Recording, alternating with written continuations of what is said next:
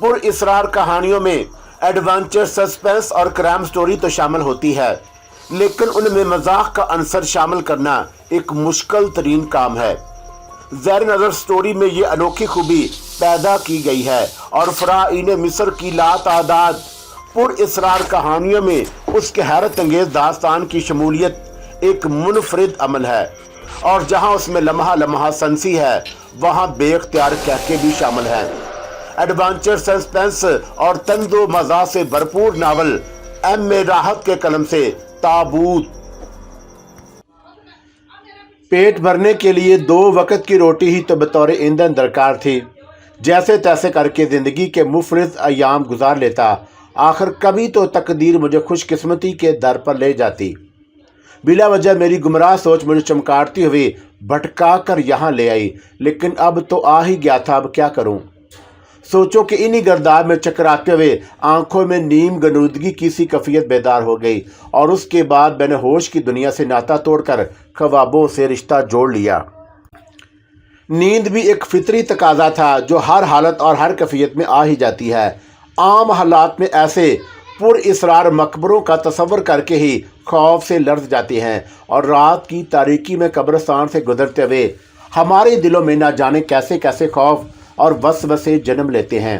لیکن حالات ہمیں کسی قبر کی گہرائیوں میں پہنچا دیں تو پھر نیند وہاں بھی تو آ جائے گی، بھوک وہاں بھی لگے گی، اور پیاس کی شدت وہاں پر بھی محسوس ہوگی، اور انسان اس خوف کو بھول کر سب سے پہلے اپنی ضروریات پوری کرنے میں سرگرداں ہو جائے گا۔ چنانچہ تابوت میں لیٹ کر نیند آنا اور میرے خیال میں ایسی کوئی خاص بات نہیں تھی، اور پھر خاص طور سے میرے جیسے حالات کے شکار انسان کے لیے۔ دن کا نہ جانے کون سا پہر تھا جب میری آنکھ کھلی اور دماغ چکرا رہا تھا، اور پورے طور پر آکسیجن نہ ملنے کی وجہ سے پھیپھڑوں پر وزن بھی محسوس ہو رہا تھا، لیکن اتنا ناگوار نہیں کہ دم ہی گھٹ کر رہ جائے۔ کفل کے سوراخ سے جو منظر نظر آ رہا تھا اس سے یہ بھی احساس ہو گیا کہ غار میں اب تاریکی نہیں ہے۔ غور کیا تو دفتر خون خشک ہو گیا، کیونکہ قدموں کی آوازیں اور انسانی گفتگو کے الفاظ صاف سنائی دے رہے تھے۔ خدا غارت کرے ان کم بختوں کو اور غار میں بسیرا ہی کر ڈالا، اور اب تو یوں محسوس ہو رہا تھا جیسے ان کی تعداد بڑھ گئی ہے، اور گویا وہ مجھے گرفتار کیے بغیر دم نہیں لیں گے۔ لیکن احمق کے بچوں کو تابوت کھولنے کی کیوں نہ سوجی؟ میں انتظار کرتا رہا، اور دفتن انسانی آوازیں اس تابوت کے پاس پہنچ گئی۔ آ گیا برا وقت، اور میں نے دل ہی دل میں سوچا۔ تابوت کا ڈھکنا ہلنے لگا، اور غالباً اسے کھولنے کی کوشش کی جا رہی تھی، اور زندگی سے مایوس ہو کر میں نے آنکھیں بند کر کے دم روک لیا، کیونکہ اب کسی بھی طور پر بچت کا کوئی ذریعہ نہیں تھا۔ کاش کہ یہ لوگ مجھے مردہ ہی تصور کر کے۔ پھر تابوت کا ڈھکن کھل گیا اور ہوا کی مقدار بہتر ہو گئی، لیکن میں نے سانس لینے کی کوشش نہیں کی تھی۔ دفتن میں نے ایک آواز سنی، اوہو دیکھو دیکھو اسے دیکھو، اور کیا تم یہ محسوس کر سکتے ہو کہ یہ صدیوں پرانا جسم ہے؟ اور کیا تمہیں یہ اندازہ نہیں ہو رہا کہ اتنے قدیم شے کو کسی طرح ہنود کر دیا گیا ہے؟ اور قدیم مصریوں کو واقعی کمال حاصل تھا۔ میں اتنی صاف ستھری ممی کو پہلی بار دیکھ رہا ہوں، اور بے شک سرزمین مصر کے مقبروں میں مدفون فرعون کے جسام ابھی بھی اسی طرح نظر آتے ہیں جیسے ابھی تابوت میں اپنی مرضی سے لیٹ کر سو گئے ہوں، لیکن اس کے چہرے کی لطافت سے یوں محسوس ہوتا ہے جیسے اس کی جلد کے نیچے خون تک گردش کر رہی ہے۔ یہ آپ کے خیال میں اخناتون خاندان کی ممی ہے؟ 100%، اور میرا علم غلط نہیں ہو سکتا، میری معلومات کو چیلنج نہیں کیا جا سکتا، اور اس تابوت کے ڈھکنے پر جو قدیم مصری زبان کی تحریر موجود ہے، اور کیا تمہیں اس کا ترجمہ سناؤں؟ سنو، اس خاندان کا تعلق اخناتون سے ہی ہے، اور جو 1375 قبل مسیح کے وسط میں پیدا ہوا، اور اس فرعون نے آتون یعنی قرص خورشید کے مذہب کی اشاعت کی۔ اس کا نشان ایک ٹکیا تھی، اور جس میں سے شعاعیں نکلتی، اور ہر شعاع انسانی ہاتھ پر ختم ہوتی تھی۔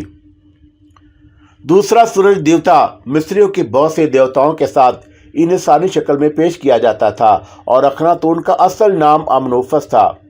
آتون کی خاطر اس نے اپنا نام اخناتون رکھ لیا۔ آتون اخناتون کی طرح دوسرے دیوتاؤں کا باپ نہ تھا، بلکہ واحد دیوتا تھا جس کی خواہش تھی کہ انسان نیک کام کرے اور برائی سے بچے، اور یہی خدا مخلصانہ پرستش کے لائق تھا۔ इस सूरज देवता की मदहा में एक तराना अखनातून के वक़्त से चला आता है और इस फ़िरऔन का अकीदा बाइबल अकीदे से बहुत करीब था। मेरे ख्याल में इस पर तफसीली रोशनी डालने का वक़्त नहीं है और इसे फ़ौरन अपने साथ ले चलो और हमें एक नायाब चीज़ दरियाफ़त हुई है।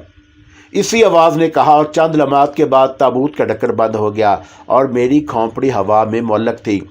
जो कुछ मैंने सुना था और मेरे भेजे में फिट नहीं हो रहा था कि कौन प्रोफेसर और कैसा अखनातून, और ये तो मैं था भाई, और ये तो मैं हूँ, और कुश्ता शहादत यानी खाला शहादत का मारा हुआ मंसूर और मौजूदा दानिश दाऊद जो जवाब दानिश दाऊद भी नहीं रहा बल्कि उसके नाम के साथ भी मौत का तस्वर वाबस्ता हो गया है, लेकिन ये अल्फाज मैं उनसे नहीं कह सका।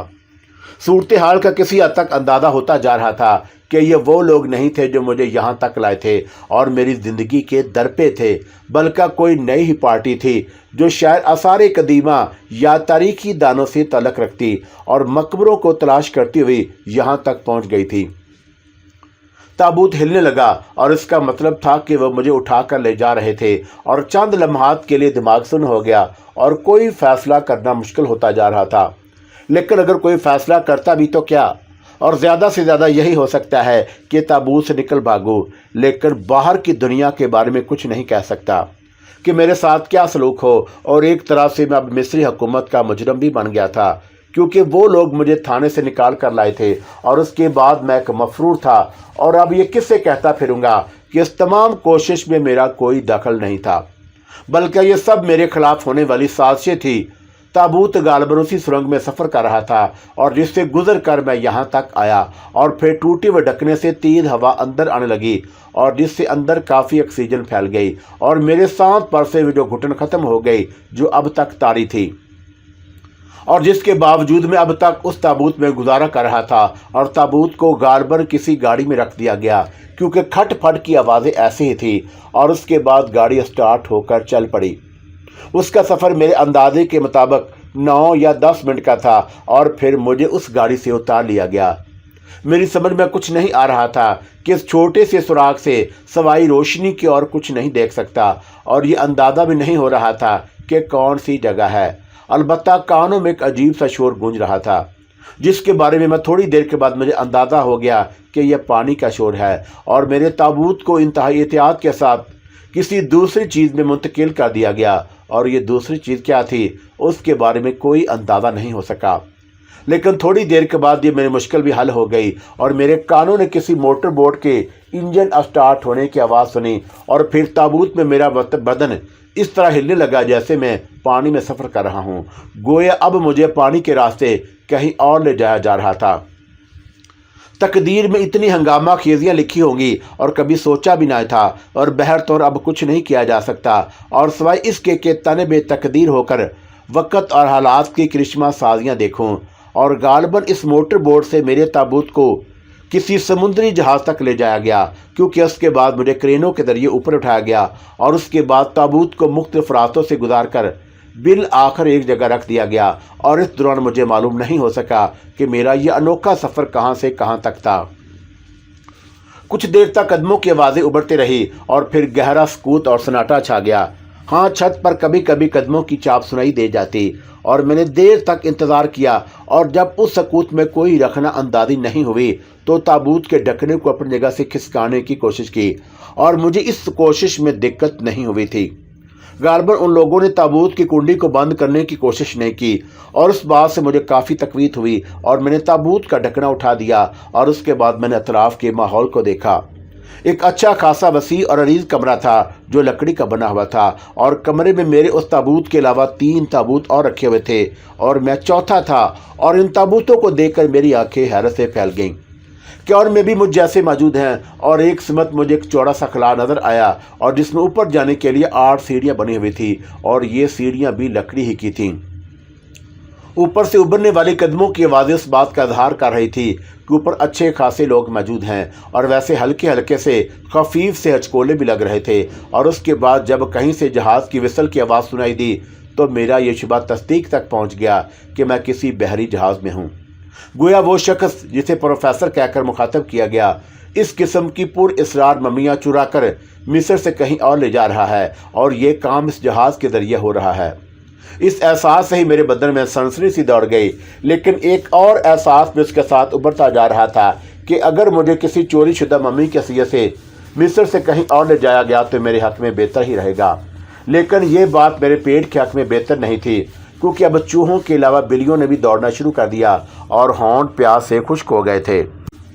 اب تک ان تمام چیزوں کا احساس حیرت کی وجہ سے نہیں ہو سکا تھا، لیکن اب حیرت رفع ہوتی جا رہی تھی اور چونک کے حالات خود بخود سمجھ بھی آ گئے تھے۔ چنانچہ بھوک کا چمک اٹھنا لازمی امر تھا، اور یہ سوچ سوچ کر میری روح فنا ہو رہی تھی کہ میرے لیے تو خوراک کا تصور بھی نہیں کیا جا سکتا، اور صدیوں پہلے مرنے والے اخناتون نامی فرعون کے خاندان کی کسی ممی کو بھلا خوراک دینے کا تصور کیوں کر ان لوگوں کے ذہن میں آئے گا، اور نتیجہ یہ ہوگا کہ میں سچ مچ ممی بن جاؤں گا۔ اور ظاہر ہے کہ اس تابوت میں لیٹے لیٹے بھوکوں پیاسے دم توڑنے کے بعد انسانی زندگی کسی طرح ممکن ہوگی، اور دیر تک اسی طرح تابوت کا ڈھکنا کھولے بیٹھا رہا اور پھر اٹھ کر نیچے اتر آیا۔ سب سے پہلے خلا کی 8 سیڑھیاں طے کر کے اس دروازے تک پہنچ گیا جو لکڑی کے تختوں کو جوڑ کر بنایا گیا تھا اور کافی مضبوط نظر آ رہا تھا۔ میں نے دروازے کو کھول کر اندازہ لگانے کی کوشش کی کہ باہر تالا لگا ہوا ہے یا نہیں، اور یہ دیکھ کر میری آنکھیں مسرت سے چمک اٹھی کہ باہر تالا نہیں ہے اور دروازہ کھل سکتا ہے۔ میں نے جھری کو تھوڑا سا کھولا اور گردن کھول کر باہر جھانکا، اور یہاں بھی ایک چھوٹا سا کیبن بنا ہوا تھا، اور اس کیبن میں 3 سیڑھیاں اوپر تک گئیں، لیکن اس وقت باہر نکلنا مصیبت مول لینے کے مترادف تھا، اور ان لوگوں کو اگر یہ احساس ہو جاتا کہ کوئی ممی نکل بھاگنے کی فکر میں ہے تو وہ ڈنڈے مار مار کر واپس جگہ پہنچا دیتے، اور اس کے علاوہ اور کیا سوچ سکتا تھا۔ میں واپس آیا اور چھوٹے سے کمرے کا جائزہ لینے لگا، اور یہ کمرہ جہاز کی نچلی منزل پر تھا اور شاید اسی مقصد کے لیے بنایا گیا تھا۔ دروازہ اندر سے بند کرنے کا بھی کوئی سسٹم نہیں تھا، چنانچہ میں اپنے آپ کو کسی اور طریقے سے محفوظ نہیں کر سکتا تھا۔ چند لمحات کے بعد میں ایک دوسرے تابوت کے پاس پہنچ گیا اور تابوت کا ڈھکن کھول کر اندر جھانکا، اور ایک انتہائی پرہیبت اور پرجلال فرعون میری نگاہوں کے سامنے تھا، اور چہرے پر نیلے رنگ کا کوئی سیال ملا گیا تھا، اور ہونٹوں پر سرخی تھی اور آنکھوں کے پپوٹے بند تھے۔ سر پر بھی ایک عجیب طرح کا تاج بنا ہوا تھا، اور میں نے چند لمحات اس کی شکل دیکھی اور پھر اس کے رخسار کو انگلی سے کھٹکھٹاتے ہوئے بولا، میاں بھائی اگر اٹھنا چاہتے ہو تو اٹھ جاؤ، یہاں کوئی نہیں ہے۔ لیکن وہ ممی میری طرح کی جعلی ممی نہیں تھی، بلکہ اصلی ممی تھی، اور جب یہ احساس ہوا تو میرے رونگٹے کھڑے ہو گئے، اور میں نے جلدی سے تابوت کا ڈھکن بند کر دیا، اور اس کے بعد دوسرے تابوتوں کے قریب جانے کی ہمت نہیں پڑی۔ گویا ان 4 قدیم مردہ انسانوں کے علاوہ 5واں فرد صرف میں ہی تھا جو ان کی مانند نہیں تھا، اور مجھے احساس ہو گیا کہ میں نے جو لباس پہنا ہوا ہے اور اس نے میری مصری ممی ہونے کی تصدیق کر دی ہے۔ میں کراہتا ہوا دوبارہ تابوت میں آ لیٹا اور پھر ڈھکنا بھی اپنے ہاتھوں سے بند کر لیا، اور یہی بہتر تھا کیونکہ اس کے علاوہ اور کوئی ذریعہ نہیں تھا۔ وقت گزرتا رہا اور میں نے ایک بار پھر سونے کی کوشش کی، لیکن اب ایسی نکاہت اور پیاس طاری تھی کہ ذہن خود بخود سوتا ہوا سا محسوس ہو رہا تھا، چنانچہ غنودگی کے عالم میں پڑا رہا۔ غالباً اس وقت رات ہو چکی تھی کیونکہ اس کا احساس چاروں طرف سے ہو رہا تھا، اور کمروں میں بالکل تاریک ہو گیا، اور مجھ سے اب بھوک و پیاس ناقابل برداشت ہو گئی۔ چنانچہ میں نے سوچا کہ اب جو کچھ بھی ہوگا دیکھا جائے گا، اور پہلے کھانے پینے کے لیے کچھ تلاش کروں۔ میں تابوت کا ڈھکن کھول کر باہر نکل آیا اور ڈھکن اسی طرح بند کر دیا تاکہ اگر کوئی سرسری نگاہ دیکھے تو اسے کسی قسم کا شک نہ ہو، اور اس کے بعد 8 سیڑھیاں عبور کر کے کیبن میں پہنچا، اور پھر مزید 3 سیڑھیاں عبور کر کے باہر نکل آیا، اور باہر چاروں طرف تاریک رات کی حکمرانی تھی۔ اس جگہ سے میں دور دور تک کے مناظر دیکھ سکتا تھا، لیکن ان تمام باتوں سے مجھے کوئی دلچسپی نہیں تھی، اور مجھے تو صرف خوراک کی طلب تھی۔ جہاز کے عملے کے لوگ ابھی اپنے اپنے کاموں میں مصروف تھے کیونکہ بہت زیادہ رات نہیں گزری تھی، اور چند جگہ تیز روشنیاں بھی ہوئیں، اور ایک جگہ سے موسیقی کی آوازیں ابھر رہی تھی، اور میں نے محسوس کیا کہ ہر شخص اپنے اپنے طور پر مگن ہے۔ جہاز خاصا وسیع و عریض تھا، اور یہ بات قابل غور تھی کہ یہ وسیع و عریض جہاز کس ملک کا ہے اور یہاں اس پروفیسر نامی شخص کی موجودگی کیا معنی رکھتی ہے۔ لیکن پھر میں نے اپنے ان تمام خیالات پر لعنت بھیجی اور یہ سوچنے لگا کہ کچن کس طرف ہو سکتا ہے، اور لوگوں کی نگاہوں سے بچنا انتہائی مشکل کام تھا۔ ضروری تو نہیں تھا کہ جہاز میں مجھے ایسی ہی جگہ مل جاتی جہاں سے میں آسانی سے پوشیدہ ہو جاتا، لیکن تقدیر کی رہنمائی اور طلب کے سہارے میں آگے بڑھتا رہا، اور پھر وہ شاید کھانوں کی خوشبو ہی تھی जिससे मुझे अपनी तरफ मतवज्जा किया और फिर खुशबू के सहारे किचन तक का सफ़र बहुत ज़्यादा मुश्किल साबित ना हुआ। किचन में 2-3 अफराद मौजूद थे और उनकी मौजूदगी में उसमें दाखिल होकर कुछ निकाल लेना मुश्किल काम था। ताहम मेरी निगाह एक ऐसी खिड़की पर पड़ी जो जहाज़ के वसीअ और अरीज़ किचन के काउंटर के बिल्कुल नज़दीक थी और उस काउंटर पर खाने पीने की बेशुमार अशिया का अंबार पड़ा हुआ था। उस खिड़की के रास्ते हाथ अंदर दाखिल करके उनमें से कम इतनी चीज़ें उठाई जा सकती थी कि पेट भर जाए, बशर्ते कि तकदीर साथ दे और किसी शख्स की निगाह मेरे हाथ पर ना पड़ सके। और मैं आहिस्ता आहिस्ता रेंगता हुआ खिड़की के नज़दीक पहुंच गया और फिर खिड़की के अंदर का मंजर देखने लगा और कुक अपने अपने कामों में मसरूफ़ थे और मेरे ऐन सामने हंटर बीफ के पैकेट, डबल रोटियां और पनीर रखा हुआ था और गालबन सैंडविच वगैरह बनाए जा रहे थे और मुंह में पानी आ गया। मैंने हसरत भरी निगाहों से उन चीज़ों को देखा और पेट की हालत पर गौर करने लगा। अब जो कुछ भी होगा देखा जाएगा और काम तो करना ही चाहिए। चुनाचा हाथ बढ़ाकर मैंने हंटर बीफ का एक पैकेट उठा लिया और मेरा हाथ बाहर आया और अंदर किसी किस्म की तहरीक ना हुई तो मेरी हिम्मत बढ़ गई। अब बार बार तय खाने से बाहर आकर किचन तक पहुंचना तो एक मुश्किल काम था और उस वक़्त कुछ ज़्यादा चीज़ें हाथ लग जाएं तो थोड़ा सा वक्त निकल सकता है। चुनाचा मज़ीद कोशिश करके मैंने डबल रोटियां और बीफ के 2 पैकेट और उठा लिए और उसके अलावा किसी और चीज़ का हाथ लगना मुमकिन नहीं था। अलबत्ता पानी का मसला टेढ़ा था और उसके लिए मेरे पास कोई ज़रिया भी नहीं था।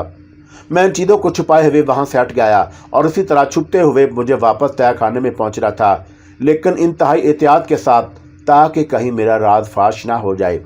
मैं नहीं चाहता था कि वक्त से पहले उन्हें मेरे बारे में मालूमात हासिल हो जाएं। और फिर तकदीर ने एक और यावरी की और वो ये कि एक पाइप लाइन में मुझे नज़र आ गई और उसमें कई नल लगे हुए थे और उनका मकसद क्या था ये तो मैं नहीं समझ सका, लेकिन फौरी तौर पर प्यास बुझाने की ख्वाहिश को रोक ना सका और मैंने एक नल को खोलकर ठंडा पानी पिया और पानी लाइन की जगह मौजूदगी आज तक मेरी समझ में नहीं आ सकी। बहरतौर मेरा काम बन गया और पानी पीने के बाद मैं वापस उस तय खाने की जानब चल पड़ा और बगैर किसी दिक्कत के तय खाने में आ गया और अपने साथ लाई हुई चीज़ों को संभालना रखना बड़ा मुश्किल काम था। मैं उन 4 ताबूतों को नज़रअंदाज करके गोशे में जा बैठा और उसके बाद मैंने तेज़ी से पैकेट खोलकर बीफ और डबल रोटी खाना शुरू कर दी। उसके बाद इन दोनों चीज़ों को एक रबर में लपेटने के बाद मैंने तय खाने में निगाहें दौड़ाना शुरू कर दी और किसी ऐसी जगह की तलाश थी जहां इन्हें छुपाया जा सके ताकि ये आइंदा भी काम आ सकें। पानी का मसला तो बहरहाल रहेगा, लेकिन कम से कम एक ऐसी जगह दरियाफ़त हो चुकी है जहां से थोड़ी सी कोशिश के बाद पानी पिया जा सकता है। चुनाचा मैं अपने काम में मसरूफ़ रहा, लेकिन उस कमरे में इन ताबूतों के अलावा और कोई ऐसी चीज़ नहीं थी जिससे ये चीज़ें छुपाने के लिए स्टोर की हैसियत से इस्तेमाल किया जा सके। दफतन मेरी निगाह लकड़ी के उन सीढ़ियों पर पड़ी जिनसे गुजरकर ऊपर जाया जा सकता था और उन सीढ़ियों के नीचे कुछ खला सा महसूस हुआ और मैं उसके करीब पहुंच गया। खला में झांक कर देखा, गो अंदर तारीकी थी, लेकिन हाथ डालने के बाद कम से कम ये अंदाज़ा हो गया कि जगह साफ़ है। और फिर खाने पीने की ये चीज़ें चौंक कर मैंने एहतियात से लपेट दी थी और उसकी पैकिंग सेलोफेन की थी, इसलिए मुझे कोई परेशानी नहीं हुई और मैंने वो अशिया वहाँ छुपा दी। एक लंबी सी डकार लेने के बाद मैंने सोचा कि ताबूत में लेटकर आराम करना चाहिए। चुनाचा मैं अपने ताबूत के पास पहुंच गया और बड़े इत्मीनान से मैंने ताबूत का ढकना खोला, लेकिन दूसरे ही लम्हे ढकना मेरे हाथ से छूट कर नीचे गिर पड़ा और मुझे अपनी आंखों पर यकीन नहीं आ रहा था। मैंने बुखराई हुई निगाहों से बकिया ताबूतों की तरफ देखा और फिर उस ताबूत की तरफ जिससे निकल कर मैं बाहर आ गया था, लेकिन समझ में ना आने वाली बात थी। ताबूत तो मेरा ही था, अलबत्ता उसमें एक मम्मी मौजूद थी और एक अजीबोगरीब चेहरा जिस पर सफ़ेद रंग किया हुआ था। जबकि मैंने सिर्फ एक ताबूत खोला था तो उसमें मुझे एक नीले चेहरे वाली मम्मी नजर आई थी। ये सफ़ेद चेहरा बहुत ही हैरान कुन था और उसके बदन पर लिबास भी ऐसा ही था जैसा खुद मेरे बदन पर, लेकिन ताबूत मेरा था। कहाँ गलती हुई और किस तरह गलती हुई, मैंने सोचा और फिर परेशानी के अंदाज में ताबूत का ढकना बंद करके उन 4 ताबूतों के नज़दीक पहुंच गया और यकीनन इन तमाम ताबूतों में से एक ताबूत मेरा था। और फिर मुझसे अंदाजे की गलती कैसे हुई। मैंने हिम्मत करके दूसरे ताबूत को खोला और ये वही ताबूत था जिसमें पहले भी खोल चुका था और नीले चेहरे वाली मम्मी पर हैबत और पुरजलाल अंदाज में आंखें बंद किए सोच रही थी और मैंने जल्दी से दहशतज़दा होकर उसे बंद कर दिया और फिर तीसरे ताबूत को खोल कर देखा। उसमें एक इंतहाई बूढ़े चेहरे वाली मम्मी थी और उस बूढ़े चेहरे पर लातादाद झुर्रियाँ पड़ी हुई थी। चुनाचा मैंने उसे भी बंद कर दिया और अब बाकी 2 ताबूत रह गए। और जब उन बाकी दोनों ताबूतों को भी मैंने एक एक करके फ़िरौन की मम्मी रखी हुई देखी तो मेरे बदन ने पसीना छोड़ दिया। मेरा ताबूत कहाँ गया? और यकीनन वो 5वां ताबूत मेरा ही था जिसमें एक और मम्मी मौजूद थी और सर में खुजली होने लगी। समझ में नहीं आ रहा था कि क्या किस्सा है, और अगर कोई छठी मम्मी यहाँ लाई गई होती तो उसका ताबूत भी होता, या मेरी गैर मौजूदगी में किसी और मम्मी को मेरे ताबूत में रखा गया तो फिर मेरी तलाश क्यों ना की गई। और ये तमाम सवालात उलझे हुए थे। मैंने एक बार फिर अपने ताबूत का ढक्कना खोला और उस मम्मी को गौर से देखने लगा, और दफ़तन ही मुझे महसूस हुआ कि उसके पपोटे हिल रहे हैं और एक लम्हे के लिए दिल में दहशत उभरी। लेकिन मैंने ताबूत का ढक्कना बंद नहीं किया और मम्मी ने आंखें खोल दी। मुझे एहसास हुआ कि ये आंखें बहुत खूबसूरत हैं और अगर मेरा अंदाज़ा गलत नहीं तो नस्वानी आंखें हैं। लेकिन सरज़मीन मिस्र की कोई कदीम रूह इस तरह आपके सामने आंखें खोल दे तो आपकी अपनी क्या कैफियत होनी चाहिए। और मैं अगर रामीज से वैली ऑफ किंग्स में ना मिल लेता तो शायद इस वक्त मेरे दिल की हरकत बंद हो जाती। लेकिन अब इस पुर इसरार ज़मीन के असरार से मैं आशना होता जा रहा था। चुनाचा मैंने अपने आप पर काबू पा लिया और तअज्जुब की निगाहों से उस मम्मी को देखता रहा। जो कुछ देख रहा था और वो नाकाबिल यकीन था, लेकिन हकीकत मेरे सामने थी। उसकी खुली हुई सुर्ख आंखें मुझे घूरती रहीं और फिर उसके मुंह से एक आवाज़ निकली और एक समझ में ना आने वाली ज़ुबान में उसने मुझसे कुछ पूछा और मैं भला उसका क्या जवाब देता। और सिवाय इसके कि फटी फटी आंखों से उसे घूरता रहा और वह बगौर मेरा जायज़ा ले रही थी। और फिर वो थोड़ी सी खिसकी और उठकर ताबूत में बैठ गई। अगर यह जिंदा मम्मी किसी और ताबूत से बरामद हुई होती तो मैं मिस्र की सरजमीन के पुर इसरार और पुरहोल वाक़यात का तर्जिया करके उस पर भी यकीन कर लेता। लेकिन हैरत इस बात पर थी कि वह मेरे ताबूत में कहाँ से आ गई। और चंद ही लम्हात के बाद एक और ख्याल मेरे ज़हन में उभरा। मुमकिन है ये ताबूत उसी की मलकियत हो और मकबरे में खाली ताबूत की मौजूदगी क्या मायने रखती थी। मुमकिन है ये पुर इसरार फ़िरौना उस वक़्त अपने ताबूत में मौजूद ना हो और जब मैंने उस खाली ताबूत को पाया था और चौंका ये उसकी मलकियत था, इसलिए अब वो पुर इसरार तौर पर अपने ताबूत में वापस आ गई हो। बर्दन में सर्द लहरें उठ रही थी और मेरे अंदाज में दहशत पैदा हो गई। मैं सोच रहा था कि कहाँ आकर मारा गया, और अपनी दानिश में मैंने तो मिस्र से निकलने के इंतजाम कर लिए थे, लेकिन हालात बिल्कुल ठीक नहीं थे। वो खामोशी से मुझे देखती रही और फिर उसने आहिस्ता और ठहरे हुए लहजे में कहा, तुम बेताबूत क्यों हो? और मेरे दिल को फिर एक झटका लगा क्योंकि उसने अंग्रेज़ी ज़ुबान इस्तेमाल की थी। और चंद लम्हात वो खामोशी से मेरे जवाब का इंतज़ार करती रही और फिर दोबारा बोली, तुमने जवाब नहीं दिया और तुम बेताबूत क्यों घूम रहे हो? इसलिए कि मेरे ताबूत पर तुमने मौजूदा दौर के इस ज़मीन के बासियों की तरह नाजायज़ कब्जा कर लिया है। ओहो, और क्या ये तुम्हारी आरामगाह है? अगर ऐसा है तो फिर मेरा ताबूत कहाँ गया? मुझे नहीं मालूम, लेकिन बराह करम मेरे ताबूत से बाहर आकर नाजायज़ कब्जा ख़त्म कर दो। और जाने कौन सी हिम्मत करके मैंने उसे ये अल्फाज कहे थे। वो मुझ पर गौर करती रही और दफ़तनी मैंने उसके होंठों पर एक बेसाख्ता मुस्कुराहट देखी, लेकिन सिर्फ एक लम्हे के लिए, और उसके बाद वह फिर उसी तरह संजीदा हो गई। अगर ये तुम्हारा ताबूत है तो मेरा ताबूत कहाँ गया? नहीं नहीं, तुम गलत कहते हो, ये ताबूत तुम्हारा नहीं है। और मैं अपने ताबूत की तलाश में सरगर्दा थी। मेरे जहन से खौफ व दहशत का गलबा आहिस्ता आहिस्ता कम होता जा रहा था और मैंने सोचा कि वो खुद पूरे एतमाद से ये बात नहीं कह रही कि यह ताबूत उसी का है, और उसके अलावा वो अंग्रेज़ी ज़ुबान भी बोल रही है। कहीं ऐसा तो नहीं कि वो भी मेरी ही तरह की फ़िरौना हो। और इस एहसास ने दिल को थोड़ी सी तकवीत बख्शी और मैंने संभल कर कहा, मगर तुम कौन हो? यही सवाल मैं तुमसे भी कर रही हूँ, और तुम पहले अपने बारे में बताओ। और मेरा नाम अमास है, खादमा को अमनू नाख्ता कहते हैं। और उसने गर्दन खम करके कहा, क्या तुम इंग्लिस्तान से यहाँ पहुँची थी? और मेरा मतलब है कि किसी फ़िरौना को इससे कबल मैंने अंग्रेज़ी बोलते नहीं देखा। और ज़माना कदीम के फ़िरौन भी अंग्रेज़ी से नाबल थे, लेकिन क्या किया जाए, और ज़माने की तब्दीलियों के साथ साथ हम रूहों को मुख्तलिफ़ ज़बानें भी सीखना पड़ती हैं। चुनाचा मैं ना सिर्फ अंग्रेज़ी बल्कि जर्मन, फ्रेंच और पर्शियन भी रवानी से बोल सकती हूँ। ऐसी फ़िरौना इससे पहले मैंने कभी नहीं देखी। लेकिन फ़िरौन आज़म अमास, तुम भी तो अंग्रेज़ी बोल रहे हो, और अलबत्ता ज़माना कदीम में तुमने कभी पिस्तौल नहीं इस्तेमाल किया होगा, जबकि मैंने उसका भी माकूल बंदोबस्त कर रखा है। और दफ़तन उसने अपने लिबास में हाथ डाला और स्याह रंग का ऑटोमेटिक पिस्तौल निकाल कर उसका रुख मेरी तरफ कर दिया। क्या हमाकत है, यानी अब मरने के बाद भी तुम खून रेजी कर सकती हो? और मैंने बुखलाए हुए अंदाज में कहा, हाँ, अगर तुम अपनी असलियत ना उगल दो। और मेरी रूहानी कुव्वतें कहती हैं कि तुम ज़माना कदीम से तुम्हारा तल्लक नहीं, और फिर फ़िरौन के लिबास और उसके हुलिये में क्यों हो, और क्यों भागे भागे फिर रहे हो। हालात बता रहे थे कि अम्मू नाख्ता दर हकीकत मेरी ही तरह कोई मुअज़्ज़ज़ खातून है, और जिनका तल्लक किसी भी कीमत पर ज़माना कदीम के फ़राइन से नहीं हो सकता। और ये एहसास मुझे नडर कर रहा था, और मैंने ये अंदाज़ा भी किसी हद तक लगा लिया था कि अगर वाकई कोई मम्मी या बदरू नहीं तो फिर बिला वजह आकर ना छुपी होगी, और किसी भी कीमत पर यह पसंद नहीं करेगी कि हंगामा हो और हम दोनों जहाज़ वालों की निगाह में आ जाएं। चुनाचा मैंने पहले से कदरे मुतमिन लहजे में कहा, मगर तुम्हारी रूहानी कुव्वतें तुम्हें ये क्यों नहीं बता रही कि मैं कौन हूँ? इसलिए कि मेरी रूहानी कुव्वतें इस वक्त सोई हुई हैं, और बेहतर यह है कि तुम अपने बारे में तफसील बता दो। मज़ीद बेहतर यह है कि मैं यहाँ से बाहर जाकर जहाज़ वालों को तुम्हारे बारे में तफसील बता दूँ।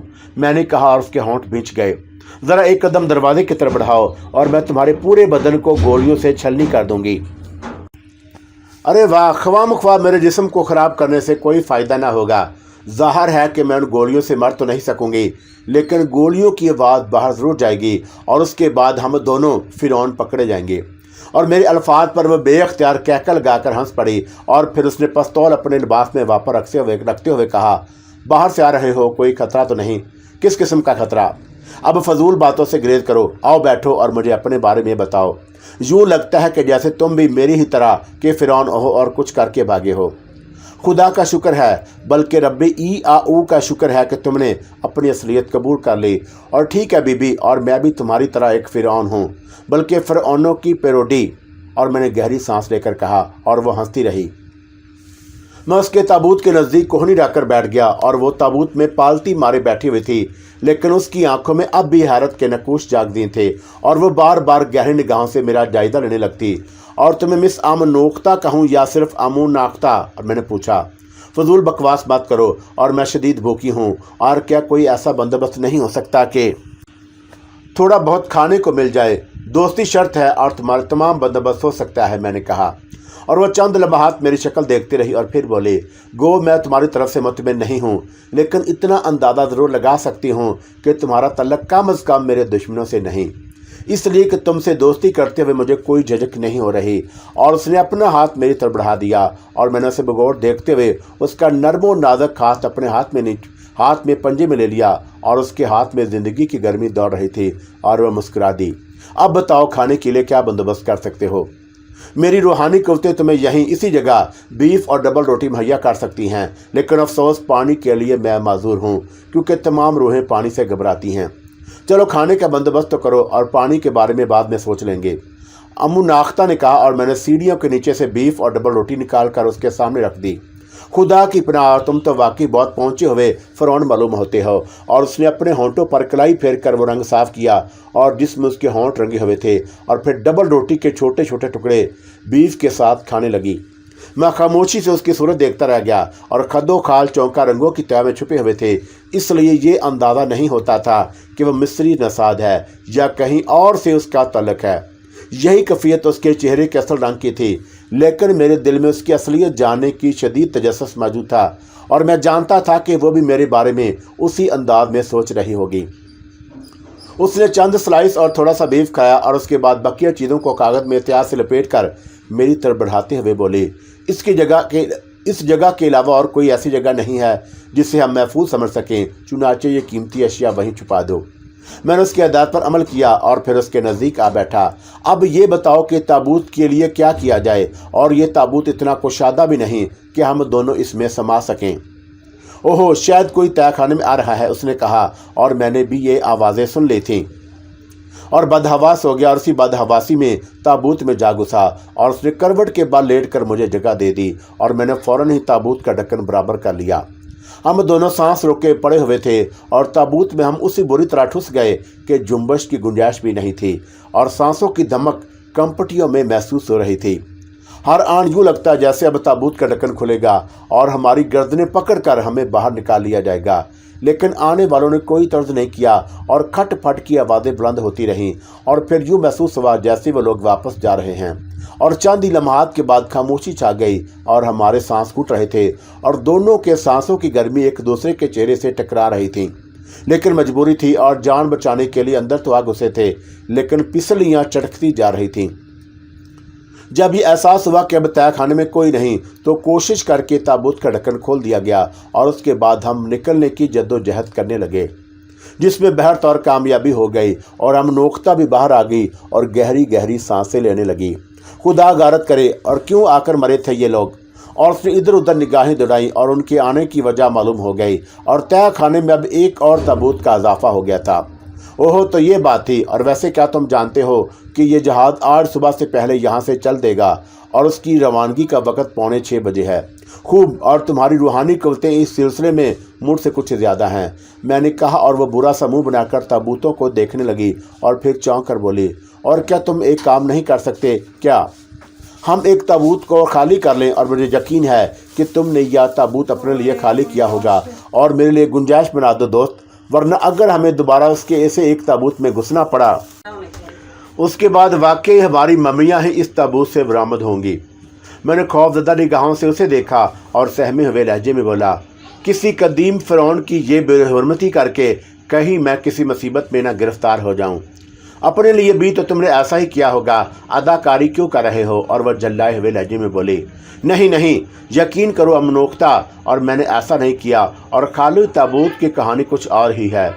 सारी कहानियाँ दौरान सफ़र सुन ली जाएंगी, तो पहले ये काम कर डालो, और उस वक़्त मौका है, वरना दोनों ही मारे जाएंगे, और मैं खुद भी तुम्हारी मदद करती हूँ।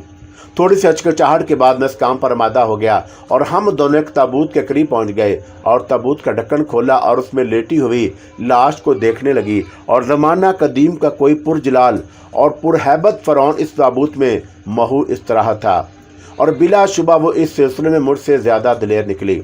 उसने लाश की गर्दन से नीचे हाथ डालकर उसका सर उठा दिया और अकड़ी हुई लाश थोड़ी सी ऊपर उठी और उसने दूसरा हाथ भी नीचे डाल दिया, और उसके बाद उसकी मदद ना करना बुज़दिली थी। चुनाचा हम दोनों ने मिलकर फ़िरौन की लाश को ताबूत से निकाल लिया और उसे बाहर रख दिया, और उस ताबूत की बनावट भी मेरे ताबूत से मुख्तलिफ नहीं थी। मसला ये था कि हम एहतियात से उसे लेकर ऊपर पहुँचे और दूसरों की निगाहों से बचते बचाते उसे समंदर में फेंक दें। मैंने लड़की को वहीं रुकने का इशारा किया और फिर सीढ़ियाँ तय करके ऊपर पहुँच गया, और किसी भी वक्त जहाज़ के अमले के लोग दोबारा तय खाने में आ सकते थे। चुनाचा इंतहाई ज़रूरी था कि लेकिन इस वक्त बाहर सन्नाटा छाया हुआ था और दूर दूर तक किसी की मौजूदगी के निशानात नहीं मिले। चुनाचा मैं फुर्ती से नीचे आया और लड़की को इशारा करके बताया कि लाइन क्लियर है, और फिर हम दोनों उस कदीम फ़िरौन की अकड़ी हुई लाश को लिए हुए ऊपर आ गए और सख्त जद्दोजहद करके बिल आखिर हमने उसे समुंदर में उछाल दिया। अरशे से उसे नीचे फेंकते हुए हमने खासा ख्याल रखा था कि आवाज़ ना होने पाए, और वैसे हमारी बचत इसी में थी कि जहाज़ सुबह होने से पहले रवाना हो जाए, वरना पानी में फ़िरौन की लाश देखी जा सकती थी। इस काम से फारग होने के बाद हम वापस तय खाने में आ गए और लड़की ने अपने ताबूत में लेट कर ढक्कन बंद कर लिया, और गालबन वो सोना चाहती थी। मैं अलबत्ता तय खाने की सीढ़ियों पर जा बैठा और जहन बहुत सारे ख्यालात का शिकार था कि दफतनी वो ढक्कन खोलकर अपने ताबूत में उठकर बैठ गई, और उसने शरारत अमीद निगाहों से मुझे देखते हुए कहा, जिंदा दरगोर हो जाना कैसा लगता है? हमारे यहाँ गोर की शक्ल ज़रा मुख्तलिफ होती है। ताबूत की हद तक कोई मसला नहीं है, लेकिन अगर ये ताबूत ज़मीन के अंदर पहुँच जाए तो? नहीं, शायद ऐसा नहीं होगा। और तुम्हें शायद ये प्रोफेसर मैथून के बारे में कुछ मालूम नहीं। प्रोफेसर मैथून? हाँ, वही बूढ़ा जो इन ताबूतों को उस जहाज़ में जमा कर रहा है, और मैं उसके बारे में कुछ नहीं जानता। और मैंने गर्दन हिलाते हुए कहा, और लड़की मुझे गहरी निगाहों से देखने लगी। अब जबकि ये साबित हो चुका है कि ना तुम दौरे फ़िरौन से कोई तल्लुक़ रखते हो और ना मैं, तो क्यों ना हम एक दूसरे से अपना तारफ़ करा दे। ज़ाहिर है कि हालात ने हमें एक ही जहाज़ का मुसाफिर बना दिया है, तो फिर हम एक दूसरे से वाकफियत क्यों ना हासिल कर लें। इसकी इब्तदा तुम करो। और मैंने कहा, और वह मुस्कुराने लगी और फिर बोली, ना मेरा नाम अबू नाख्ता है और ना तुम रामास हो, और ना मुँह से ही से इब्तदा होनी चाहिए, और तुम मुझे आयरन फेरिन कह सकते हो।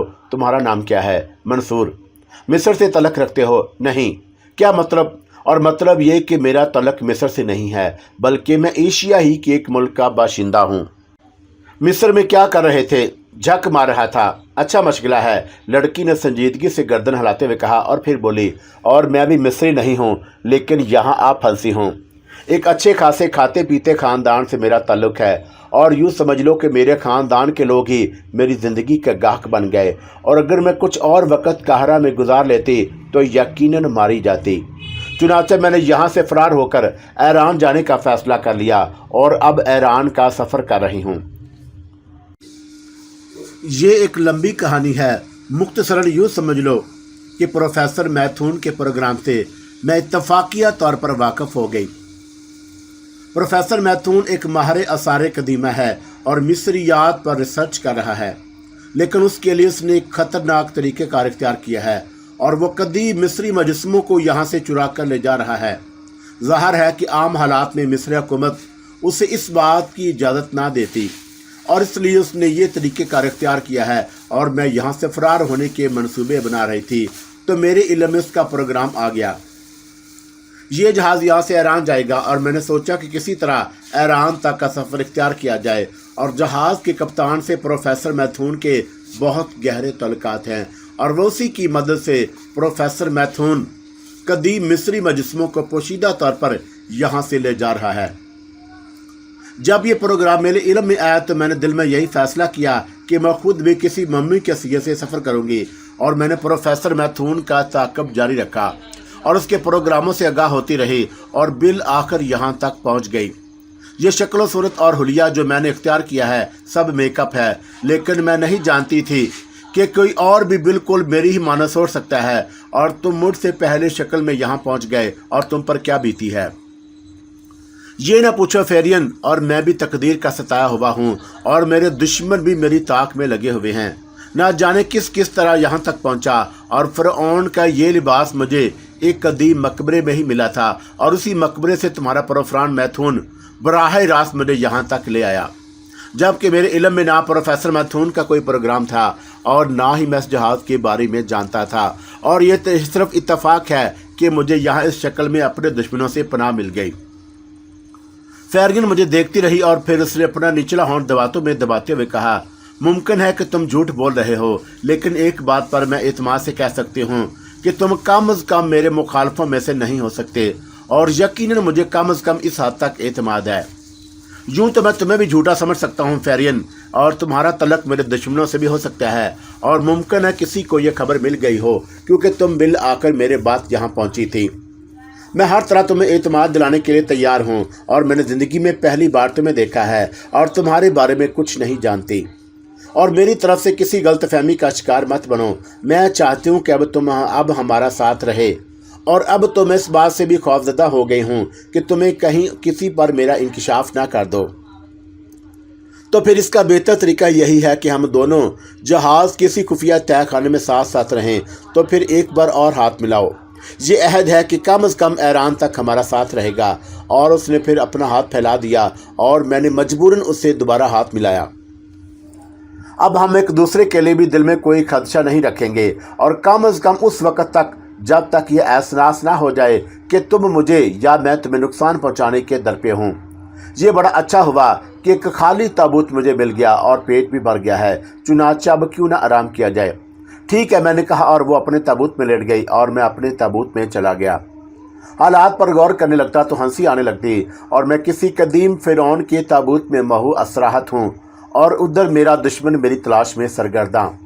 रात का न जाने कौन सा पहर था कि जब आँख खुली और ताबूत हचकोले ले रहा था और हल्का हल्का सा चक्कर दिमाग में आ रहा था, और एक लम्हे के लिए तो उस बंद कमरे की नोयत का एहसास ही ना हुआ। लेकिन फिर सब कुछ याद आ गया और मैंने हाथ उठाकर ताबूत की छत को छुआ, और उसके साथ ही मुझे वो पुरइसरार अमू नाकता याद आ गई, और मैंने जल्दी से ताबूत के टूटे हुए हिस्से से आंख लगाकर बाहर झांका। तय खाने का माहौल पहले की मानद नीम तारीख था और उसमें कोई तब्दीली ना हुई थी और ना ही बाहर आवाज़ें सुनाई दी। चंद लम्हात आहटे लेने के बाद मैं ताबूत के ढक्कन को थोड़ा सा खोल दिया, और जब मुकम्मल एतमाद हो गया कि तय खाने में और कोई मौजूद नहीं, तो ताबूत से बाहर निकल आया और फेरियन आयरन की खबरगिरी के लिए उसके ताबूत के नज़दीक पहुंच गया। और मैंने ताबूत का ढक्कन खोला और उसने पिस्तौल की नाल सीधी कर दी और फिर मेरी सूरत देखकर मुस्कुराई और उठ गई। तुम्हारा ये पिस्तौल बेहद खतरनाक है, कहीं किसी वक्त इसे फायर ना कर देना। और मैंने कहा सॉरी। तुम्हारे कदमों की आहट से ही मेरी आंख खुली थी और मैं खौफजदा हो गई। वैसे फिरियन, अगर कोई इत्तेफाक से आ ही जाए तो तुम्हारा ये पिस्तौल सीधा करना मुनासिब नहीं, और वो लोग तो तुम्हें कदीमी मम्मी ही समझते हैं। वो पुरख्याल अंदाज में मुझे देखने लगी और फिर गर्दन हिलाकर बोली, हाँ ठीक है, आइंदा ख्याल रखूंगी। और उसने अपना हाथ सहारा लेने के लिए उठाया और मैंने उसे ताबूत से बाहर निकाल लिया। मुझे बहुत भूख लगती है और हमेशा से इसकी मरीज हूँ, और जब भूख लगती है तो और कोई चीज़ मुझे पसंद नहीं आती। बराह कर मुझे खाने के लिए दो। वही दोनों चीज़ें मौजूद हैं और सीढ़ी के नीचे से निकाल लाओ। थोड़ा सा बीफ और डबल रोटी मैंने भी खाई, और पानी का मसला बदस्तूर तशवीशनाक था। कोई तरकीब समझ में नहीं आती थी और सारा दिन हमने प्यास के आलम में गुजारा। और फैरियन दिन में 2-3 मरतबा डबल रोटी और बीफ खाकर उन चीज़ों को ख़त्म कर चुकी थी, और अब हमारे पास खुराक नाम की कोई चीज़ मौजूद ना थी। हचकोले दिन भर लगते रहते और जहाज़ अपनी मंजिल की जानब रवां दवां था, और इस दौरान हमारे पास कोई नहीं आया और फिर रात गहरी हो गई। चारों तरफ खामोशी छा गई, जबकि दिन में अरशे पर कदमों की आवाज़ें और मुख्तलिफ किस्म की आहटें उभर रही थी और मुकम्मल तौर पर तारीकी छाई हुई थी। फैरियन ने मेरी तरफ देखा और आहिस्ता से बोली, बाहर नहीं चलोगे? चलें। हाँ, और मैं प्यास से मरी जा रही हूँ और ज़ुबान पर कांटे पड़ रहे हैं। अजीब सी तबीयत हो रही है, पानी पिए बगैर ज़िंदगी नामुमकिन है। आओ फिर देखते हैं, और ऊपर के माहौल का जायज़ा लेना होगा। हम दोनों तय खाने से बाहर निकल आए और बहुत फासले पर 2-3 गुलू खलासी बातें कर रहे थे, और हमने उनको देखकर दूसरी सिमत इख्तियार की और फिर एक लंबा चक्कर काट कर किचन के उस हिस्से में पहुंच गए जहां वो खिड़की मौजूद थी। इस वक्त खिड़की का शीशा गिरा हुआ था, लेकिन उसका अंदाज ऐसा था कि इसे खोला जा सकता, और उस खिड़की से अंदर दाखिल होना भी मुश्किल काम नहीं था। मैंने खिड़की के शीशे को थोड़ा सा हटाया और अंदर का जायजा लेने लगा। किचन में धुंधली रोशनी फैली हुई थी, लेकिन वहाँ कोई मौजूद ना था, और इसी बात के मकानात थे कि इस वक्त वहाँ किसी का वजूद ना हो। चुनाचा मैंने फैरियन से कहा कि वह मोहतात रहे, और मैं उस खिड़की के जरिए अंदर जा रहा हूँ, और उसने गर्दन हिला दी। मैं बाआसानी खिड़की से अंदर दाखिल हो गया, और किचन में खाने पीने की चीज़ों के अंबार लगे हुए थे। बड़े बड़े डीप फ्रीज़र और रेफ्रिजरेटर रखे हुए थे, और रेफ्रिजरेटर में मुर्गी की बुनी हुई रानें, पनीर के डब्बे, ताज़ा डबल रोटियां और ऐसी ही दूसरी चीज़ें मौजूद थीं। चाय काफ़ी की शदीद हाजत महसूस हो रही थी, लेकिन यह मुमकिन नहीं था, और सबसे पहले मैंने पानी की एक बोतल रेफ्रिजरेटर से हासिल की और उसे खिड़की के बाहर फैरियन के हाथ में थमा दिया, और फैरियन ने पानी की बोतल खोलकर मुंह से लगा ली और काफ़ी पानी पी गई थी। मैंने बोतल उसे लेकर फ्रिज में रख दी और फिर दूसरी चीज़ों के बंडल बनाने लगा, और प्लास्टिक के थैलों में मैंने इतनी खुराक महफूज कर ली कि 3-4 दिन आसानी से गुजर जाएं, और चीज़ें भी ऐसी मुंतखब की थी जो इस दौरान ख़राब ना हो। और पानी की 2 बोतलें हासिल की और हम दोनों सामान से लदे फंदे हुए वापस चल पड़े। दिल चाह रहा था कि अर्शे पर खड़े होकर ठंडी हवा और समुंदर का लुत्फ़ लें, लेकिन अगर किसी खलासी ने देख लिया तो जहाज़ पर हंगामा हो जाएगा। और तय खाने में वापस आने के बाद ये तमाम चीज़ें सीढ़ियों के नीचे पोशीदा कर दी गईं और खाने पीने की कुछ चीज़ें निकाल ली गई थी। फैरियन ने खाना खाते हुए कहा कि अगर हम यहाँ अपना मेकअप तब्दील कर लें तो कैसा रहेगा? मतलब ये कि ये फ़िरौनों की शक्ल छोड़कर अगर हम जहाज़ के अमले के लोगों की शक्ल इख्तियार कर लें तो क्या हमें सफ़र करने में आसानी ना होगी? मोहतरमा, इन ताबूतों में हम जितने महफूज हैं और इन मम्मियों की हैसियत से जिस सुकून से सफ़र कर सकते हैं वो सुकून बाकी नहीं रहेगा, और इस तवील सफ़र के दौरान हम यकीनन पकड़े जाएंगे। बेहतर यही है कि इसी शक्ल में वक्त गुजारें, और ये ठीक है कि पूरा दिन ताबूत में लेटे लेटे कमर तख्ता हो जाती है, लेकिन बाहर निकलने की शक्ल में अगर खुद तख्ते पर लटका दिए जाएं तो क्या बेहतर रहेगा? मैंने सवाल किया। नहीं, ये तो बिल्कुल मुनासिब नहीं, मगर अब क्या करें, और अरशे पर भी चहलकदमी नहीं कर सकते, और यहाँ इस तय खाने में घूमने से कोई फ़ायदा नहीं, और एक अजीब सी बू यहाँ बिखरी हुई है, और मुझे तो अब फ़िरौनों की मम्मियों से भी डर नहीं लगता, जबकि पहले मैं तन्हा किसी मकबरे में जाते हुए भी डरती थी। क्या तुम्हें इनसे खौफ महसूस नहीं होता? ज़िंदगी के खौफ से बढ़कर और कोई चीज़ नहीं है फेरियन, और मैं ज़िंदगी बचाना चाहता हूँ, चुनाचा बाकी हर किस्म के खौफ को नज़रअंदाज करना ही होगा। ठीक कहते हो, अब क्या इरादा है, लेट जाएं या चहलकदमी करें? जैसे तुम मुनासिब समझो। और मैंने जवाब दिया और हम उस तय खाने में टहलते रहे और फेरिये ने उसके बाद अपने बारे में कुछ नहीं बताया और ना ही मुझसे मेरे बारे में पूछा था, लेकिन मेरे ज़हन में उसके लिए बदस्तूर तजस्सुस मौजूद था। जब हम उस बेहुदा किस्म की चहलकदमी से थक गए तो एक दूसरे को खुदा हाफिज कहकर अपने अपने ताबूत में जा लेटे और फेरिये ने मुस्कुराकर ढकना बंद कर लिया। लेकिन मैं देर तक उसी तरह पड़ा सोचता रहा और वाकई अजीबोगरीब सफ़र था और ईरान तक जाते हुए ना जाने कितना वक्त गुजर जाए और शदीद बोरियत सवार थी। बहर तौर मिस्र से निकल जाने की खुशी भी थी। जब बैठे बैठाए दिल उकता गया तो ढकना बंद करके ताबूत में लेट गया। दफतन ही मुझे एक अजीब सी ठंडक का एहसास हुआ और ये ठंडक पता नहीं ज़हन के कौन से गोशे को टटोल रही थी और फिर एकदम ज़हन झंझना उठा और पूरे बदन पर एक बोझ सा आ पड़ा। यूँ लग रहा था जैसे मेरा वज़न बढ़ गया हो और ये एहसास मुझे उस वक़्त हुआ जब रामीस ने पहली बार मेरे वजूद में दाखिल होने की कोशिश की थी और मेरे ज़हन में बेख्तियार उसका नाम गूंजा और दूसरे लम्हे मैं शदीद हैरत से उछल पड़ा क्योंकि ज़हन में रामीस की आवाज़ सुनाई दी थी, मैं आ गया हूँ मेरे दोस्त, मैं आ गया।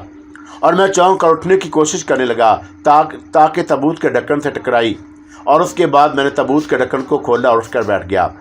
इस कदर बेसुकून या मुस्तरब होने की कोशिश ना करो और मुझे अंदाज़ा है कि तुम इस दौरान में मेरी गैर मौजूदगी से किस कदर परेशान हुए होगे। क्या मैं फिर धोखा खा रहा हूँ या फिर तुम वाकई मुझ पर मुसल्लत हो गए हो रामीस? नहीं, मैं वापस आ गया हूँ और अब तुम्हारे वजूद में मौजूद हूँ। मेरी जान बख्शी नहीं कर सकते और तुम अब तो मैंने सरजमीन मिस्र भी छोड़ दी है। क्या बकवास कर रहे हो यार, और इतनी कदीम रफ़ाकत को इस तरह ठुकरा रहे हो और तुम्हारे लहजे में नागवारी की कैफियत है और एक दोस्त के लिए ये नागवारी मुनासिब तो नहीं होती। लानत ऐसी दोस्ती पर जो मुसीबत में फंसा दे और तुम मुझे परेशानी के आलम में छोड़ भागे थे। मैं कहाँ निकल भागा था, बस यूँ समझ लो कि कुछ मुसीबतों का शिकार हो गया था। तो क्या रूहें भी मुसीबतों का शिकार होती हैं? ये सवाल ना करो तो अच्छा है क्योंकि तुम अभी खाकी वर्दी में हो और किसी भी जिंदा शख्स को रूहों की ज़ाती कैफियत के बारे में नहीं बताया जा सकता। लेकिन मेरे दोस्त रामास, मुख्तसरन मैं तुम्हें इस बारे में बता दूं कि आलम बरज़ख में भी कुछ पाबंदियां होती हैं और रूहों को आलम इंसानियत में खुले आम जाने की इजाज़त नहीं। मुझे रूहों की अदालत में तलब कर लिया गया था। ठीक है, और अब तुम एक बार फिर मेरे ज़हन को 7वें आसमान पर पहुंचा दो। और रूहों की अदालत में तुम्हें क्यों तलब कर लिया गया था? इसलिए कि मैंने एक जिंदा वजूद से दोस्ती कर डाली और तुम रामास की हमशक्ल ज़रूर हो लेकिन रामास नहीं हो और मैं उस वक़्त धोखा खा गया था। लेकिन उसका क्या किया जाए और मेरा दिल तुम्हारी तरफ माइल हो गया है और अब मैं बरज़ख से निकल भागा हूँ और बरज़ख कोई कैद खाना नहीं, बस यूँ समझ लो कि रूहों की रिहाइशगाह है और वहाँ की ज़िंदगी में भी अजीब अजीब हंगामे हैं। लेकिन तुम्हारी दुनिया में मुझे कुछ और इस कदर दिलकशी नज़र आई कि मैं बहरहाल बरज़ख का मफरूर बन गया। छुपता छुपाता यहाँ तक आया हूँ और अब भी सुकून नहीं क्योंकि मैं जानता हूँ कि मुहाफ़िज़ रूहें कायनात के आखिरी सिरे तक मेरा ताक़ब करेंगी और अब उनके साथ मुझे आँख मचोली खेलते रहना होगा। लेकिन मैं शुरू ही से ज़िद्दी तबीयत का मालिक हूँ और एक बार जो फ़ैसला कर लेता हूँ उससे कभी पीछे नहीं हटता। चुनाचा मैं बरज़ख में बगावत करके वहाँ से निकल भागा हूँ और तुम्हारा साथ मुझे बहुत सरूर अंगेज़ लगता है और तुम्हें तलाश करके यहाँ तक आते हुए मुझे काफ़ी दिक्कतों का सामना करना पड़ा और उसकी वजह बरज़ख की मुहाफ़िज़ रूहें थीं। वो तो ठीक है अजीज़ रामीस, लेकिन तुमने मुझे जिस तरह धोखे से मरवा दिया उसे मैं कभी नहीं भूल सकता। क्यों, क्या हुआ तुम्हारे साथ और तुम यहाँ समुंदर में कैसे आ पहुँचे? छोड़ो इन बातों को, इनमें क्या रखा है। और अब मैं सरज़मीन मिस्र से निकल जाने का ख्वाहिशमंद हूँ और ये समुद्री जहाज़ मुझे लेकर ईरान जा रहा है और मेरे दिल में भी बड़ी ख्वाहिश थी कि ज़िंदा आँखों से इस कायनात के दूसरे खित्तों को देखूँ और मैंने तुमसे पहले इसकी ख्वाहिश ज़ाहिर की थी। लेकिन मेरे दोस्त, तुम कितनी आसानी से मुझे छोड़कर भागे जा रहे थे। तो क्या करता और दुश्मनों से जान बचना मुश्किल थी। पता नहीं कैसी कैसी परेशानियों से गुजर कर मैं यहाँ तक पहुँचा हूँ। फिक्र ना करो, तुम जिंदा सलामत हो, इतना ही काफ़ी है और मैं अब तुम्हें मज़ीद किसी परेशानी का शिकार ना होने दूंगा। और बात अगर मुहाफ़िज़ रूहों की ना होती तो मैं अब से बहुत पहले तुम्हारे पास पहुंच चुका होता। कहो कैसी गुजर रही है। इंतहाई नामकूल और कहरा में मेरे दुश्मनों की बन आई थी और मुझे एक बार फिर पुलिस की तहवील में जाना पड़ा और मेरे दुश्मन यकीनन मुझे कत्ल करने के लिए सहरा में ले आए थे और बेमुश्किल तमाम मैंने भाग कर जान बचाई। लेकिन रामास, तुम अपनी शक्ल सूरत में वो कदीम इंसान मालूम हो रहे हो और मेरे दौर में भी थे। इसी हुलिये ने मुझे अब तक बचाए रखा है, वरना मेरी गर्दन किसी सहरा में पड़ी होती। आह मैं शर्मिंदा हूँ। दरअसल मैं उनकी निगाहों में ना आता, लेकिन रूहों पर कुछ पाबंदियाँ आयद होती हैं और हम जिंदा इंसानों को नुकसान पहुँचाने के मजाज नहीं, और हमें उनकी ज़ाती मामलात में मुदाखलत करने की इजाज़त नहीं है। जबकि मैंने तुम्हारे लिए कुछ लोगों से जंग भी की थी, और अब मैं तुम्हें होशियार कर दूं कि मैं तुम्हारे लिए किसी से जंग नहीं कर सकता। हाँ, तुम्हें बर वक्त होशियार कर सकता हूँ और मुझसे इसके इख्तियारात छीन लिए गए हैं, लेकिन मैं तुम्हारे जहन में पहले से वो खतरात पहुँचा सकता हूँ जो तुम्हें पेश आने वाले होंगे, और बाकी तुम्हें अपनी हिफाजत खुद ही करना पड़ेगी, क्योंकि मुझसे वो इख्तियारात छीन लिए गए हैं।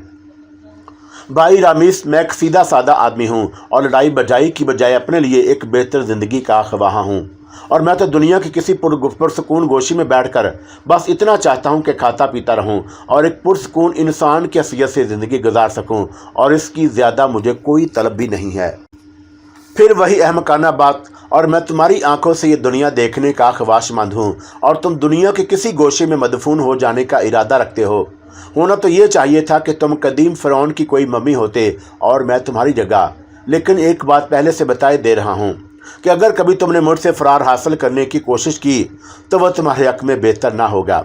ठीक कह रहे हो। और सरज़मीन मिस्र पर मुझे लाने वाला वो मनहूस शख्स अब्दुल्ला और उसकी भतीजी रुबाब थी, और उसके बाद मुझे जिन मसाइब से दो चार होना पड़ा मेरा दिल ही जानता है। और अब जब कि मुझसे यहाँ से निकलने का मौका मिल रहा है तो तुम मेरी ज़ात पर मुसल्लत हो, और तुमसे पीछा छूटना भी आसान मालूम नहीं होता।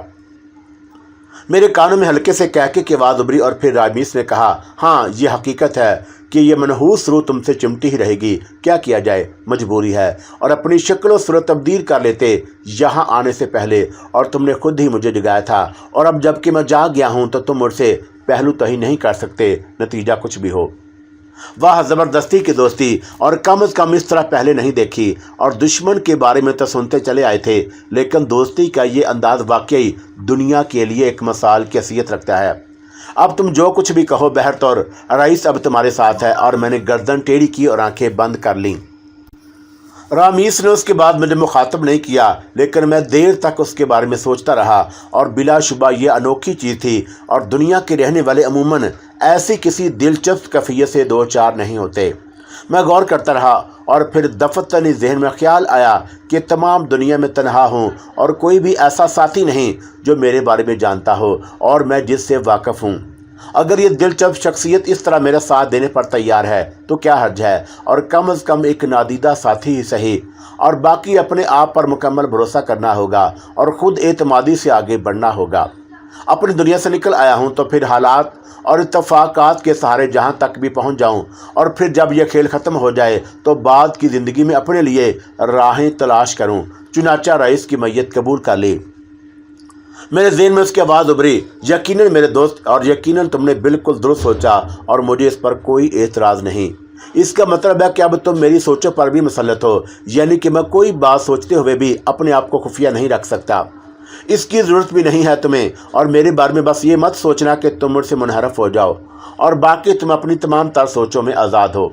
अगर कहीं तुम्हारे जहन में कोई गलत ख्याल आया या तुम कोई ऐसा काम करने पर आमादा हुए जो तुम्हारे लिए आगे चलकर तकलीफ़दा हो जाए, तो मैं तुम्हें इससे आगाह कर दूंगा, और उससे तुम्हारी ज़ात पर मेरा तसल्लुत नहीं होगा। ठीक है, और मुझे उस पर कोई एतराज़ नहीं। तो फिर हम ऐरान चल रहे हैं। जी हाँ, और मेरे साथ एक और शख्सियत भी है। मैंने इंकिशाफ किया और राइस की कोई आवाज़ नहीं उभरी थी, और तुमने पूछा नहीं कि वो कौन है। तुम्हारे जहन में से तलाश कर रहा हूँ। और राइस बोला, और फिर खामोशी छा गई, और मैं आयरन फायरन के बारे में सोचता रहा, और ज़ाहिर है कि उसे रामीस की मौजूदगी का कोई इल्म नहीं होगा, और वैसे वो लड़की काफ़ी दिलचस्प थी। वक्त गुजरता गया और रात के किसी हिस्से में फिर नींद आ गई। दूसरी सुबह उस वक्त जागा जब आयरन फेरियन ने खुद ही मेरी ताबूत का ढकना खोलकर मुझे आवाज़ें दी, और मैंने चौंक कर उसकी शक्ल देखी, और फिर हल्की सी मुस्कुराहट के साथ उठ गया। सुबह बखैर, आयरन फेरियन ने कहा। ओह, ये तो कंतारा है। और जहन में राइस की आवाज़ उभरी, कौन कंतारा? और मैंने चौंक कर सवाल किया, और आयरन फेरियन मुझे देखने लगी और फिर बोली, क्या कहा तुमने? नहीं, कुछ नहीं। और मैंने संभल कर कहा, नहीं, गलत कह रहे हो, और तुमने अभी किसी कंतारा का नाम लिया था। कौन है ये? रात को ख्वाब में देखा था उसे, और जहन पर वही मसल्लत थी। तो अब तुम किसी कंतारा के ख्वाब भी देखने लगे। भूख लग रही है, उठो, नाश्ता कर लें। कमाल की शख्सियत हो, और तुम्हें खाने पीने के अलावा और कुछ सोचता ही नहीं। तो फिर क्या सूझे यहाँ इस कैद खाने में, और मैं तो सोच रही हूँ कि यहाँ से बाहर निकल जाऊँ और अपने आप को इन लोगों के दरमियान ज़ाहिर कर दूँ, और उसके बाद वो लोग मेरे साथ जोड़ सलूक भी करें। कम अज़ कम आज़ादी तो होगी और खाने पीने को तो देंगे। यहाँ रहकर तो बड़ी झंझलाहट सवार हो रही है और असाब बिल्कुल ही शल होकर रह गए। तुम अपनी हर सोच में आज़ाद हो फेरियन, और मैं भला इस सिलसिले में क्या इनकार कर सकता हूँ? इनकार नहीं, क्यों ना तुम भी बाहर चलो। जी नहीं, आप एक हसीन और नौजवान खातून है और आपको तो हर शक्ल में कबूल कर लिया जाएगा, लेकिन मुझे वो लोग बड़े इत्मीनान से उठाकर समुंदर में फेंक देंगे। आयरन फेरन हंसने लगी और फिर बोले, नहीं, मैं कोशिश करूंगी कि ऐसा ना होने पाए। और रात को देर तक उसके बारे में सोचती रही हूँ और बिल आखिर मैंने यही फैसला किया कि मैं बाहर चले जाऊँ। तुम्हारी मर्जी है, लेकिन वो लोग ये ज़रूर सोचेंगे कि तुम जहाज़ में कैसे आ गई। कोई सोचता है तो सोचता रहे, और मुझे उससे कोई गर्ज नहीं। गोया तुम आखिरी फैसला कर चुकी हूँ। हाँ ठीक है, तुम्हारी मर्जी, तुम नहीं चलोगे, लेकिन मैं ऊपर जाकर तुम्हारे बारे में भी उन लोगों को बता दूंगी, उसने कहा। और मैं उसे घूरने लगा। तब मुझे तुम्हारी टांगें तोड़कर इस ताबूत में तुम्हें सचमुच की मम्मी बनाकर रखना पड़ेगा। और मैंने ख्वानकार लहजे में कहा, और मुझे धमकाने की कोशिश मत करो, तुम जानते हो कि मेरे पास पिस्तौल है। आयरन फेरन बोली और फिर झंझलाकर कहने लगी, मैं कह रही हूँ कि खाने का बंदोबस्त करो और तुम फजूल बातों में उलझे हुए हो। ये जिम्मेदारी तुम्हारी है और जो कुछ मौजूद है उठाओ और खा लो। और मैंने बिगड़े मुड़ के साथ कहा और एक गोशे में जा बैठा। आयरन फेरन मुस्कुराती निगाहों से मुझे देखती रही और फिर सीढ़ियों की जानब बढ़ गई, और जहाँ उसने खाने पीने का सामान महफूज किया था। रामीस फिर मेरे दिमाग में बोला, और अब्बे ई आ की कसम, वो हूबहू कंतारा की शक्ल में है। और पता नहीं कि यह सब क्या कुछ हो रहा है। और पहले तुम रामीस की शक्ल में मेरे सामने आए और अब ये लड़की, और शायद तुम इस बात पर यकीन ना करो कि ये मेरी एक ख़ास खादमा कंतारा की हमशक्ल है, और इतनी हमशक्ल कि उसे देखकर कंतारा का धोखा होता है। तो जाओ अब उसके वजूद में समा जाओ। नहीं, वो मेरी खादमा थी जो मुझसे मोहब्बत करती थी, लेकिन मेरे ज़हन में उसके लिए खादमा ही का तस्वर था, एक कनीज़ का तस्वर, और जिसे ज़रूरत से ज़्यादा कभी अहमियत नहीं दी जा सकती। रामीस ने कहा और मैं खामोश हो गया। और चंद लम्हात के बाद वह फिर बोला, लेकिन वो कौन है और तुम्हारे साथ कैसे सफ़र कर रही है? मेरी ही तरह एक मफरूर है जो घबरा कर भागी है और ऐरान जा रही है, और तुमने उससे उसके बारे में सवालात नहीं किए। मुझे उसके बारे में जानने से इतनी दिलचस्पी नहीं, बस अचानक ही उसका साथ हो गया और जो कुछ उसने बताया है, और मैंने उसे सुनकर खामोशी इख्तियार कर ली, और उससे ज़्यादा मुझे ज़रूरत भी नहीं। नहीं, और हमें उसके बारे में मालूमात तो हासिल करनी चाहिए कि वो कौन है। तो तुम कर लो, और मैंने तुम्हें कब इनकार किया है? ठीक है, अब वो तुम्हारे सामने सिर्फ सच बोलेगी, सच और सिर्फ सच। आयरन फेरन नाश्ता मेरे लिए भी ले आई थी और उसने मुस्कुराते हुए कहा, आखिरी बार नाश्ता कर लो, और मैं वादा करती हूँ कि उन्हें तुम्हारे बारे में कुछ नहीं बताऊंगी, लेकिन खुद मैं अब बाहर जाऊंगी और देखती हूँ कि सूरत हाल क्या रहती है। तुम्हारी मर्जी, और मुझे अभी नाश्ता वगैरह नहीं करना। कमाल के इंसान हो, आखिर किसी न किसी वक्त तो कुछ खाओ पियोगे ही, और अभी हम कौन से आरान पहुँच जा रहे हैं। मुझे जब भूख लगेगी तो खा लूँगा, और तुम बिला वजह क्यों परेशान होती हो? वो मुझे देखकर मुस्कुराती रही और फिर बोली, अच्छा, अगर तुम्हें मेरे बाहर जाने से इख्तलाफ है तो चलो, नहीं जाऊंगी। बस मैं यहाँ पड़े पड़े बोर हो गई हूँ, और मैं ज़िंदगी में ठहराव की कायल नहीं, कुछ ना कुछ करते रहना चाहती हूँ। अब यहाँ इस कैद खाने में पड़े रहकर तो ज़िंदगी एक अजाब महसूस होगी, और बाहर के हंगामों में ही लुत्फ़ आएगा। तुम जो चाहे करो, और मैं कौन सा तुम्हारे बारे में जानता हूँ, मैंने कहा। और उसी वक्त राइस ने मेरे दिमाग में कहा, और इससे इसके बारे में पूछो जो मैं कह रहा हूँ ज़रूर करो। मैं फेरन की शक्ल देखने लगा, और फिर मैंने नाश्ता उठाकर सामने रख लिया। और हम लोगों को इतनी कुर्बत का मुजाहरा भी नहीं करना चाहिए जबकि हमें एक दूसरे के बारे में कुछ भी नहीं मालूम। तुमने मुख्तसरन अपने बारे में कहा था कि हालात का शिकार हो और कुछ दुश्मन तुम्हारी ताक में हैं, लेकिन ये नहीं बताया कि वो कौन है और तुम्हारी कहानी क्या है, और क्या करोगे मेरी कहानी सुनकर। फिर भी कुछ तो मुझे अपने बारे में बताओ। और मैंने उसकी आंखों में देखते हुए कहा, और दफ़तन फेरियन की निगाहें मुझ पर ठहर गईं। वो मध्यम लहजे में बोली, और मैंने तुम्हें अपना नाम गलत नहीं बताया, मेरा नाम आयरन फेरन ही है, और कहरा के एक खूबसूरत इलाके की एक इमारत में होश संभाला, और उस वक़्त उसी इमारत की कैदी थी। कैदी में तुमसे इसलिए कहूँगी कि वहाँ मेरे ऊपर बेपनाह पाबंदियाँ थी, और वक़्त पर बाहर निकलो तो मुहावज़ों के साथ। और 2 आदमी हमेशा मेरे ऊपर मसलत रहते थे, और किसी सैरगाह में जाऊँ तो वो दोनों मौजूद, किसी दोस्त के पास पहुँचूँ तो उनका नज़ूल, और किसी भी जगह मुझे तन्हा नहीं छोड़ा जाता था। अंकल हकीम ने मुझे साफ साफ बता दिया था कि वो मेरे बाप नहीं हैं बल्कि चचा हैं, और मेरे वालिदैन के बारे में मुझसे कहा गया कि वो एक हादसे में हलाक हो चुके हैं और चचा मेरी परवरिश कर रहे हैं। मैं हमेशा अंकल हकीम के बारे में शुबे का शिकार रही। अगर चाहे वो मेरे चचा थे और मेरी जायदाद के मतवली, तो कम अज़ कम उनका अंदाज खादमाना नहीं होना चाहिए था, और वो हमेशा मेरे सामने भीगी बिल्ली बने रहते थे और अपने अख्तियारात को उन्होंने हमेशा ही मेरे खिलाफ इस्तेमाल किया। यानी जो काम मैंने करना चाहा उन्हें पसंद ना हुआ तो उन्होंने नहायत नरमी और सादगी से कह दिया कि ये किसी भी कीमत पर नहीं होगा। मुख्तलिफ तरीक़ों से मुझे रोक लेते, लेकिन कभी उन्होंने अपना लहजा तलख नहीं किया। और अब तुम खुद सोचो किस तरह कहीं ज़िंदगी गुजरती है और मैं अजीब व गरीब हालात का शिकार थी, और मेरी समझ में नहीं आता था कि मेरा मुस्तकबल क्या है। उसके बारे में मुझे कोई इल्म नहीं, और घर में अंकल हकीम थे, चंद मुलाजम या फिर खातून साहबा थीं, और जिन्हें मैं दाई माँ कहकर पुकारती, और मुझे तो ये याद नहीं कि उन्होंने कब से मेरी निगरानी संभाली थी। लेकिन होश संभालने के बाद मैंने उन्हें ही अपने करीब देखा, और वो मेरी हर ज़रूरत का ख्याल रखती, और मैंने दाई माँ को होश संभालने के बाद वो मकाम देना चाहा जो एहतराम का मकाम होता है, लेकिन वो हाथ जोड़कर मेरे सामने खड़ी हो गई और उन्होंने कहा कि वह सिर्फ खादमा है और उन्हें खादमा ही रहने दिया जाए। और तुम बताओ कि ये हालात अजीबो गरीब नहीं थे, और मेरे जहन में बगावत क्यों ना बेदार होती।